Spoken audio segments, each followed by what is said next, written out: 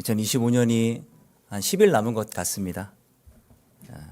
늘 이때쯤 되면 여쭤보는 게 있는데 올해 안에 기도응답이 얼마나 되셨는지요? 근데 기도응답이 얼마나 되었는가 좀 잘 알려면 잘 적어야 돼요. 그죠? 적고 또 확인도 하고 때로는 내가 뭘 기도했는지도 잊어버릴 때가 많이 있어요. 별로 중요하지 않았는데 그 순간에 중요하게 느껴졌던 그런 것들이 있는 거예요. 제가 최근에 드라마 보는데 드라마에 기도 수첩이 나온 거예요. 방송에서 소비되고 있는 기독교의 어떤 느낌은 별로 긍정적이지 않습니다. 그렇죠? 뭐 타이틀을 갖고 있으면서도 나쁜 사람, 더 범죄한 사람, 아니면은 신앙이 없고 그냥 타이틀만 있는 뭐 이런 사람들, 또 기독교의 어두운 면만을 많이 부각하죠. 저는 의도적이라고 때로는 보여지기도 합니다. 그리고 또 한편으로는 그게 세상 사람들이 보는 기독교의 모습인가 싶어서 바꿔야 된다 이 생각이 들어요. 그래서 이제 찾아봤어요. 이 영상을 볼 수 있는데 영상은 없고 누가 인터넷에 기도 제목을 이렇게 펼쳐진 건 올려놨더라고요. 이런 거예요. 아들이 엄마한테 친구를 위해서 기도 부탁을 해요. 근데 엄마는 본인이 자기를 얘기하기를 웃기는 거로는 벌써 권사를 땄을 텐데 아직 권사님이 안 된 집사님이에요. 그래서 펼쳐가지고 기도 제목을 써더라고요. 한번 볼까요? 보세요. 이게 드라마에 나온 장면인데 경도 1번이 아들 경도 건강, 2번이 아빠 건강, 세 번째가 목사님 뭐 수술 받으시나 봐요. 목사님 수술. 네 번째가 아들의 친구 선배인데 연극 배우예요. 근데 우식이 텔레비 나오게. 다섯 번째 기도 제목 전능 장면이에요. 경도 친구. 이게 이제 경도를 기다리며 뭐 드라마 홍보하는 건 아닙니다. 여기 드라마에 둘이 캠퍼스 장면이 나와요. 잔디밭 깔려 있는 그곳이 제가 있던 논산교회에서 한 300m 떨어진 논산 여자상업고등학교예요. 드라마 장소로 너무 유명합니다. 뒤에 가면 그 화단 분수대를 너무 조경을 잘 해놨어요. 그래서 웨딩 촬영도 많이 해요. 여기서 연예인들 많이 봤어요. 그래서 더 관심이 가더라고요. 근데 기도. 그러니까 오늘 비유도 기도에 대한 비유입니다. 특별히 기도 응답에 대한 비유. 그래서 이 드라마를 끝까지 한번 볼까? 어떻게 기독교가 계속 잘 유지되는가? 그나마 좋은 이미지니까요. 예수님은 이 비유에 대한 배경을 어떻게 설명하고 있냐면 1절에 잘 설명하고 있어요. 항상 기도하고 낙심하지 말아야 할 것을 말씀하시기 위해 이 불의한 재판장 비유를 쭉 설명하십니다. 이 낙심하다는 단어가 헬라어로 지치다, 용기를 잃다 이렇게 표현되기도 해요. 이 얘기는 왜 이 비유를 시작했냐면 바리새인들이 물어요. 마지막 때는 어떻게 됩니까? 묻자 마지막 때에 낙심하지 말라는 그런 비유를 하시는 거예요. 그러니까 우리가 예수님이 다시 오시는 그때를 우리 살아가고 있잖아요. 이 시간이 말세예요. 우리가 살아가고 있는 때가. 이때 우리가 뭐 할 수도 있다? 낙심할 수도 있다. 낙심이 한자로 마음이 떨어지다는 거잖아요. 제가 한번 말씀드린 적이 있죠. 제가 이제 자격증 시험 봤는데 취업을 위해서 전공도 바꾸고 그래서 진짜 열심히 공부했어요. 고모님 댁에 얹혀 살며 사촌 남동생 동부도 도와주고 재공부하고 자격증 시험을 치르고 그 당시에는 AR에서 전화로 합격 여부를 볼 수 있어요. 이제 그 다음 날이 지나니까 12시 넘어가지고 막 전화 눌러봤더니 아직 서비스가 안 되는 거예요. 그래서 1시간을 더 기다렸어요. 새벽 1시에 전화기로 이제 제 전화 수험번호하고 이렇게 쭉 했는데 명단에 없습니다. 쿵 하는 소리가 들리더라고요. 쿵 쿵. 어머니가 그 당시만 해도 청소하시는 아르바이트 하시면서 학원비 보내주셨는데 이거 어떡하나 뭐 이런 생각부터 시작해가지고 앞이 캄캄하더라고요. 이게 쿵한 소리가 들릴 정도니 가슴이 떨어지는 소리가. 그러다가 한 5분 10분 지났나? 번호를 잘못 누를 수도 있으니 다시 한번 해볼까? 해서 진짜 신중하게 1933 등등 해서 했더니 수험번호 1933 오문화님 합격입니다. 어휴. 그래서 제가 유선설비 기사가 된 거예요. 그런데도 그 처음에 가슴이 쿵 떨어질 때 이 느낌은 지금도 못 잊겠어요. 아버님 돌아가셨다는 이야기보다 더 크게 쿵. 이렇게 낙심이 온다는 거예요. 올 수 있다라는 거예요. 이때 예수님 뭐라 하냐? 그럼에도 기도하며 마음이 쿵 떨어지지 않고 믿음을 가져라라는 비유를 이 불의한 재판장을 통해서 하고 있는 거예요. 자, 이제 불의한 재판장이 등장을 합니다. 요즘 대한민국의 재판이 공정하니 공정하지 않느니 막 얘기가 많기 때문에 저 잘 들어오더라고요. 재판장 이야기가. 성경성의 재판장은 어떤 사람들이냐면은 우리나라처럼 이 당시에는 사법고시를 치르고 공부해서 되는 게 아니라 그 당시 관료들, 사또, 그렇죠? 내지는 그 지역의 유력한 사람들, 명망 있고 덕 있는 사람들. 그러니까 구약 성경의 배경에 의하면 재판장은 명예와 위신과 정의를 실현하는 사람들에게 재판의 권한을 부여줬어요. 그러니까 회중들은 당연히 청중들은 다 그런 사람을 기대하겠죠. 예수님이 재판장 얘기를 하니까. 근데 그 기대와는 달리 이 재판장이 어떤 재판장이냐? 하나님 두려워하지 않아요. 사람 무시해요. 그러니까 공정한 재판을 하지 않는 거예요. 이 예수님 당시뿐만 아니라 이스라엘은 율법에 4대 약자가 있었어요. 아예 정해놓은 객, 고아, 과부, 나그네. 객은 우리 지역에 온 손님이에요. 크게는 외국인, 그리고 지방 사람들, 타양 사람들. 그런 사람들은 경제 기반이 없습니다. 이스라엘 사람들은 땅을 다 분해해서 출애굽 가나안 들어갈 때 다 나눠줬어요. 그 땅이 조상 대대로 내려오는 거예요. 팔도 안 돼요. 팔아서도 안 돼요. 그런데 혹여나 룻기처럼 나오미 일가처럼 살기 어려워서 팔고 다른 데 갈 수도 있어요. 그럴 때는 그걸 땅을 다 반드시 물러야 됩니다. 내가 샀을 때 야 이거 엄마가 필요 없다. 다시 돈으로 물러와. 옛날에 그랬잖아요. 다른 제품으로 물러와. 요즘 물러온다는 얘기를 잘 안 써요. 교환해와 바꿔온다 이런 얘기를 하지. 그렇게 중요했어요. 그러니까 외국인들이나 외지 사람들이 우리 죽전당에 왔으면 뭘 벌어먹을 게 없어요. 소작농을 하지 않는 한, 아르바이트를 하지 않는 한. 그래서 객을, 고아는 부모님 없잖아요.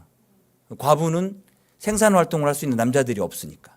나그네는 지나가는 여행, 손님들, 이런 사람들이 마을에 온다 그러면은 마을에서 당연히 그 사람에게 쉴 자리와 음식들을 대접해 줬어야 됐어요. 이렇게 정해놨는데 그 중에 한 명인 과부를 무시하는 거예요. 그러니까 우리가 딱 과부라고 약정하지 말고 어떻게 표현하면 약자라고 보면 돼요. 약자의 원한을 재판장이 들어주지 않는 거예요. 어쩌면은 우리 시대에도 이런 일 때문에 우리가 낙심당할 수도 있어요. 재판장은 지위에 있는 사람이잖아요. 또 힘이 있는 사람들이잖아요. 권한이 있는 사람들이잖아요. 이런 사람들이 하나님을 두려워하지도 않고 보호받아야 될 약자들을 보호하지 않는다. 어떻게 표현할 수 있냐면 약자는 기도하는 사람들입니다. 한편으로는 우리가 기도할 때 누가 들어줘야 되는 거예요? 하나님께서 들어주셔야 되는데 하나님이 응답을 하지 않는다? 그러면 믿는 사람들은 뭘 할 수 있을까요?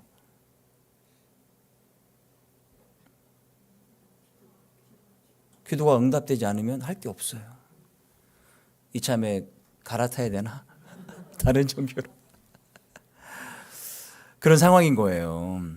그런데 그 이후에 이 과부가 어떤 사람인지 설명을 통해서 우리의 모습이 이제 보여집니다. 과부가 나오는데 여러분 성경 3절에 보면 어떻게 나오냐면은 원한을 갖고 있는 과부예요. 원한. 그래서 어떻게 추정할 수 있냐면 이 여인은 보호를 해줄 수 있는 남편도 없거니와 여자의 신분을 보호해 줄 수 있는 장성한 아들이 없는 상태인 거예요. 아들이 어리거나 아들이 없거나 그런 상태라는 걸 알 수가 있어요. 이 당시에 남성의 보호가 없는, 여성들은 약자였어요. 무조건 약자였어요. 우리 조선시대도 그렇듯이. 경제적으로 굉장히 취약합니다. 일을 주지 않고 할 수 있는 일도 많지도 않고. 그런데 그나마 갖고 있던 이 재산이라든지 땅의 권리들을 뺏어가는 거예요. 나쁜 사람들이. 속이고 사기치고 해서. 그러면은 이 원한은 마치 이 당시 흔히 일어났던 그런 원한일 것이다라고 추측할 수 있는 거예요. 그럼 이 과부가 할 수 있는 일이 뭡니까? 억울한 일을 당했으면 재판장에게 가서 이 억울함을 호소해서 이것을 이제 회복하는 일이잖아요. 그래서 3절에 보니까 자주 그에게, 재판장에게 가서 자주 갔어요. 자주. 반복적으로, 지속적으로 계속 갔다. 이 의미가 자주 그에게 가서라는 단어 속에 포함되어 있어요. 시제가 있으니까. 우리나라에는 시제가 별로 없는데 헬라어에는 있어요. 근데 이 재판장은 불의한 재판장이니까 늘 무시하는 거예요. 하지만 너무 자주 하니까 재판장이 피로가 몰려옵니다. 어떻게 피로했느냐? 5절 볼까요? 5절 시작. 이 과부가 나를 번거롭게 하니 그렇지 않으면 늘 와서 나를 괴롭게 하리라. 그랬어요. 이 괴롭게 하리라는 단어가 어떤 단어냐면 휘포타조라는 단어인데 눈밑을 때리다, 한쪽 눈을 멍들게 하다 이런 뜻이에요. 과부가 정말 때렸을까요? 그렇지 않았겠죠. 다크서클이 왔다는 얘기예요. 눈 밑에 이렇게 꼬목해. 하도 귀찮게 굴어가지고 공개적으로 끊임없이 곤란하게 만드니까. 그래서 귀찮아서 이 과부의 원한을 풀어줍니다. 예수님은 지금껏 얘기한 불의한 재판장 말고 이제 6절과 7절에 정반대인 의로우신 재판장이신 하나님을 이제 소개하는 거예요. 불의한 재판장은 일단 하나님 두려워하지 않고 사람 무시하고 약한 자들의 호소 듣지도 않고 지연시키고 이런 거예요. 심지어 그가 이 불의한 재판장이 과부의 원한을 풀어준 유일한 이유 뭐죠? 귀찮아서. 조화상 또 왔네. 내가 귀찮아서라도 아주 이번에 해결하고 편하게 지내야지. 이 불의한 재판관에게 정의로움은 전혀 없어요. 눈꼽만침도 없어요. 재판장은 정의로워야 되잖아요. 공평해야 되잖아요. 하지만 하나님께서는 어떤 분이시냐? 택하신 자들의 원한을 풀어주시는 분이시며 오래 참지 않으시는 분이십니다. 불의한 재판장은 과부의 원한을 풀어주지 않는데 나중에 귀찮아서 풀어줬지만 우리 의로우신 재판장인 하나님은 과부가 아니라 택하신 자들의 원한을 풀어주시는 분이에요. 그것도 신속하게. 이 불의한 재판장도 귀찮아서라도 응답을 해주는데 의로운 재판장은 얼마나 응답을 해주겠느냐 이런 반응인 거예요. 7절에 택하신 자들의 표현은 신약 성경에서 그리스도의 공동체, 성도들을 가리키는 단어로 쓰입니다. 그러니까 우리 믿는 사람들의 원한인 거예요. 우리 믿는 사람들도 뭐가 있을 수 있다는 거예요? 원한이 있을 수 있다는 거예요. 그래서 1절과 8절을 자세히 읽어보면 가장 많이 나온 단어가 뭐냐? 4번이나 원한이에요. 원한. 우리의 기도가 더 디테일하게 되어 있어요. 막연한 기도 제목이 아니라 특별히 원한에 관련된 거예요. 그러니까 더 갈급한 거예요, 사실은요. 원한이니까. 원한은 원수, 반대자, 법정에서 내 입장과 반대되는 사람 이런 의미예요. 자, 택함을 받은 사람들의 우리들의 원수, 반대자들 내지는 하나님의 반대편에 서서 성도들을 괴롭게 하는 자들에 대한 우리의 억울함이 있는데 이걸 하나님께서 어떻게 하겠다고요? 들어주시겠다. 그런데 솔직하게 우리 입장에서 보면은 밤낮 부르짖는 것 같아도 변화가 별로 없는 것 같아.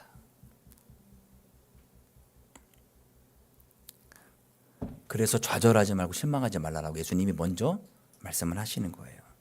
왜요? 하나님은 불의한 재판장과는 전혀 다른 분이니까. 그래서 우리에게 뭐가 필요하느냐? 믿음이 필요한 거예요. 마지막에 믿음이.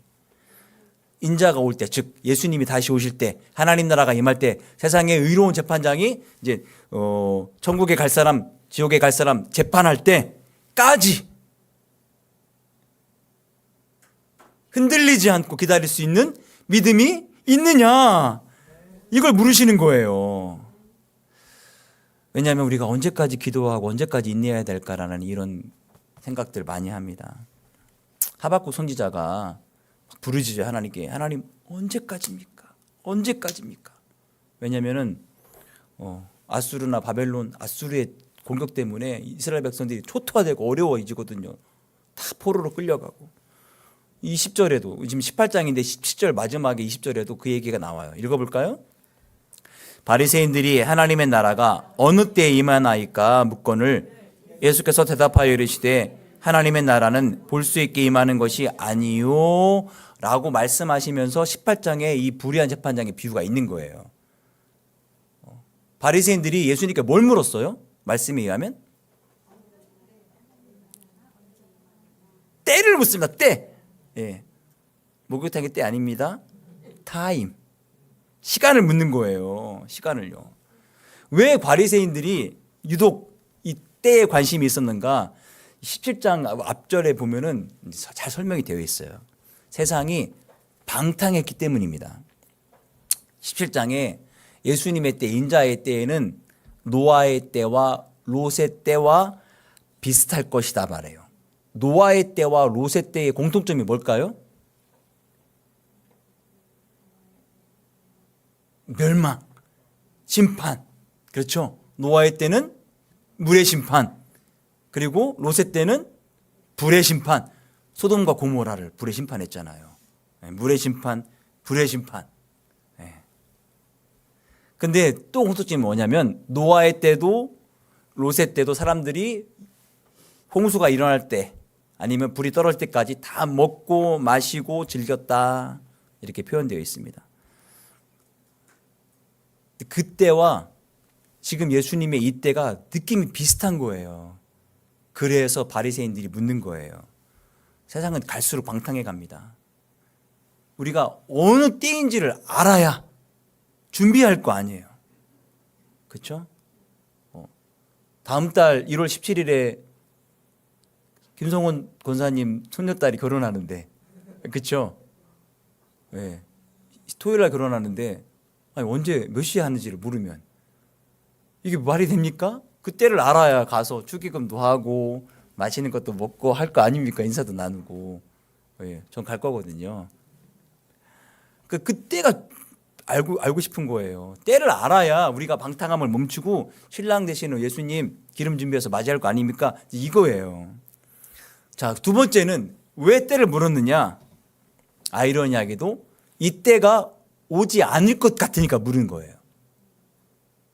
앞에 얘기하고 좀 상충되는 것 같은데, 하박국 선지자가 여호와를 향하여서, 하나님 향하여서 어느 때입니까? 라고 묻는 이유는 이렇게 간구하고 묻고 고백해도 여전히 외적의 침략 때문에 폭력이 일어나고 끌려가고 죽고, 또 사람들은 도덕이 해이해지니까 그 안에서 죄악이 일어나고, 지금 이스라엘이 로마의 압제하에 있었기 때문에 비슷하단 말이에요. 예수님은 뭐 하시느냐? 예수님은 당신이 십자가 지시려고 묵묵히 예루살렘 향해 가시는 길입니다. 제자들은 예수님이 저 권세와 능력으로 세상을 통치할 것이라 굳게 믿었는데 십자가에서 무기력하게 돌아가셔요. 그 위에 어떤 일이 벌어지죠? 예수 믿는 자들에게는 핍박과 고난과 환난이 찾아옵니다. 조롱해요, 사람들이. 이런 상황이 과부가 원한이 있어가지고 재판장에게 계속 해달라고 하는데 들어주지 않는 그런 답답한 심정과 똑같다는 거예요.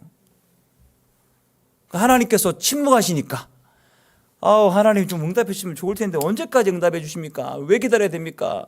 그러니까 자꾸 낙심이 생기는 것, 이런 상황과 흡사한 거예요. 이런 말이 있더라고요. 고통이 왜 힘든가? 고통이 불시에 찾아와서 언제 끝날지 알 수 없으니까. 그래서 힘든 날입니다. 만약에 우리 안에 무슨 불편을 찾아왔는데 3일만 참아봐. 단수 물이 끊길 때 참습니다. 3일 뒤에 물이 나오니까. 그런데 이게 언제 끝날지 몰라.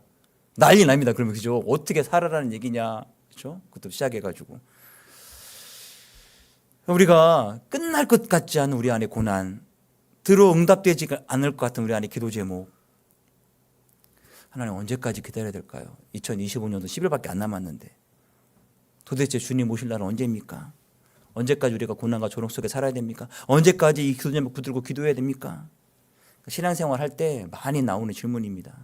믿음을 지키며 살아가고 있는데 더 쪼들리고 더 어렵고 더 힘들고 악인은 잘 돼. 이럴 거면 내가 왜 믿었지? 이럴 거면 왜 믿었을까? 이런 갈등과 고민 있을 수 있죠. 저도 엄청나게 많이 했습니다. 그때 괜히 직장을 그만둬가지고 버티고 있었으면 엄청나게 부자 됐을 텐데 잘 나갔었습니다. 대기업에 있었어요. 자격증 땄잖아요. 자격증. 밤낮 계속되는 우리 기도에 하나님은 응답하지 않으셔요.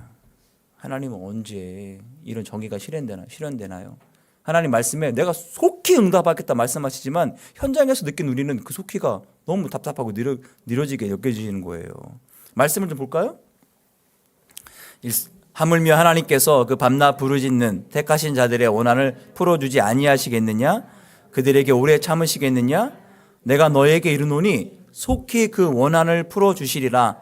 그러나 인자가 올 때에 세상에서 믿음을 보겠느냐 하시니라. 8절에는 원한을 속히 풀어주시겠대요. 7절에는 밤낮 부르짖는 택하신 자들, 우리 믿는 자들의 원한을 신속하게 들어 응답해 주시겠다 말합니다. 두 번이나 반복되는 이유는 반드시 하겠다는 강력한 의지예요.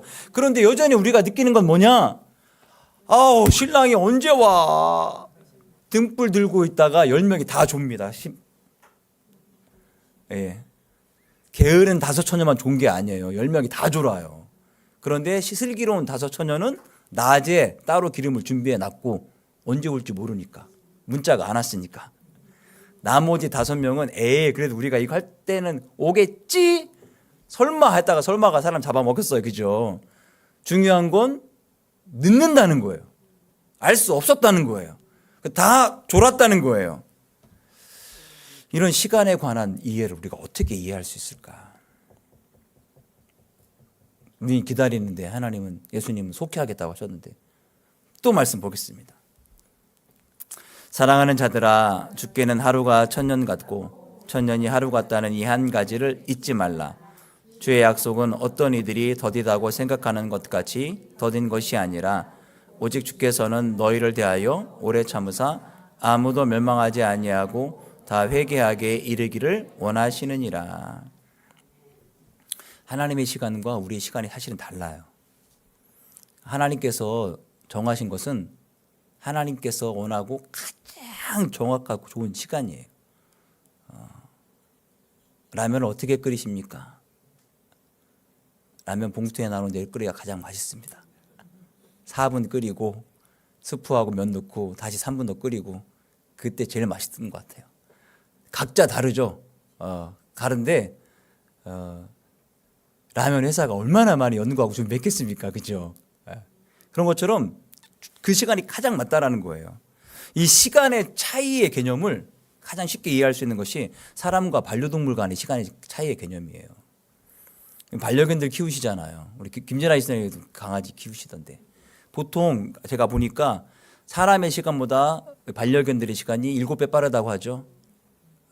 한 달 못 보면 사람은 한 달이지만 걔는 주인을 얼마큼 못 본 거예요? 7개월 못 본 거예요. 그러니까 반가울 수밖에. 평균 수명이 12년, 15년, 20년 사는 반려견들도 있는데 사람 수명에 빗대요? 그렇게 얘기하고 있는 거예요. 그러니 창조주이신 하나님과 피조물인 우리가 시간 차이가 나는 건 당연한 겁니다. 주님의 시간에 속히라는 단어는 물리적으로 빠른 시간을 의미하기도 합니다. 그런데 거기에 어떤 의미가 또 포함되어 있냐면 완전한, 분명한 이런 의미가 포함되어 있어요. 그러니까 하나님의 성취가 더디다고 여겨지는 것, 이거는 하나님께서 당신의 뜻을 완벽하고 최종적으로 완전하게 이루기 위한 그 시간인 거예요. 그래서 하나님 차원에서도 기다리고 인내하십니다. 더디거나 지연시키는 게 아니에요. 하나님의 온전한 구원을 이루시는 거예요. 그러면 우리에게 무엇이 필요한가? 이 비유는 신속한 응답에 대한 비유가 아니라 들어주는 재판장이 어떤 분이냐라는 비유예요. 핵심은 간청을 했는데 몇 번 간청을 해가지고 응답됐느냐가 아니라 누가 재판장이냐예요. 누가. 우리의 재판장은 누구죠? 하나님이신 거예요. 의로우신 재판장이신 거예요. 그래서 의로우신 재판장이시기 때문에 우리의 간구함을 반드시 응답해 주시는 거예요. 자, 그런데 신앙을 갖고 있다는 이유로 소외되거나 박해받거나 내지는 열심히 하나님이 뭔가 했는데 결과가 안 좋아. 더 안 좋아졌어. 이럴 때 옆에서 낙심하지 말고 기도해봐. 이 얘기가 들릴까요? 잘 안 들려요. 잘 안 들린단 말이에요. 하지만 오늘 비유를 통해서 절대 믿음을 가지고 포기하지 말라라고 예수님 가르치십니다. 왜냐하면 하나님께서는 가장 적합한 때에 그것을 온전히 성취하시는 분이시기 때문에. 자, 하나님께서 노아에게 방주 만들라고 했는데 얼마나 시간 걸렸게요? 더 쓰세요. 100여 년. 딱 100년이 아니라 100여 년. 100여 년. 자, 그러면 이 100년이 넘게 걸리는 방주를 보며 많은 사람들이 어떻게 생각했을까요? 1번, 비가 오겠구나. 2번, 비가 절대 안 오겠구나. 뭘 느꼈을까요?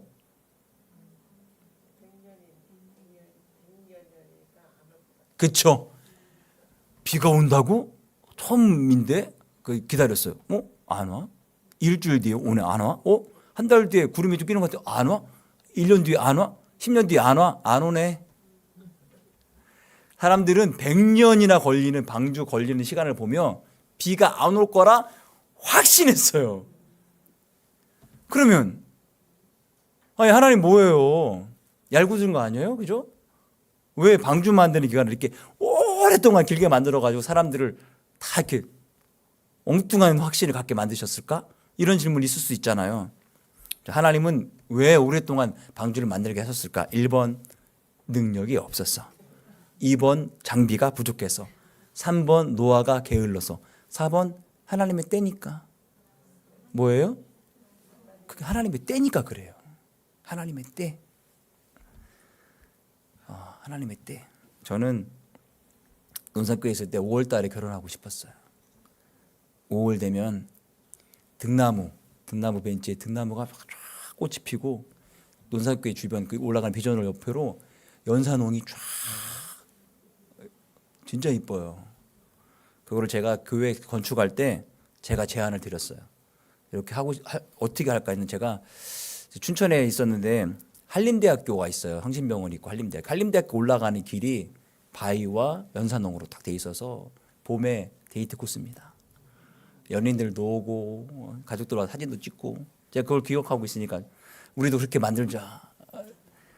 아니나 다를까 요즘은 좀 빨라져가지고요. 4월 말에서 5월 초 되면 사람들이 와서 사진도 찍고 정말 연산홍이 쫙.